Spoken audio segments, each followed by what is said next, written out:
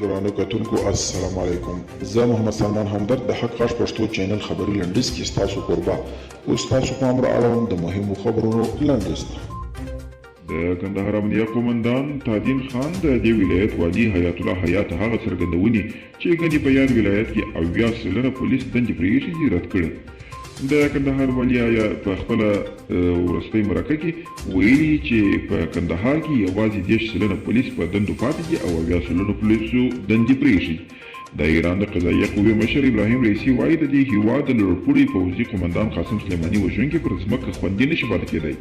رئیس ویلي چې حتی د امریکا ولسمشر ډونالډ ټرمپ هم چې د ده په خبره د سلیماني د وژنې په چارو کې یې لاس درلود له عدالته خوندي نه دي.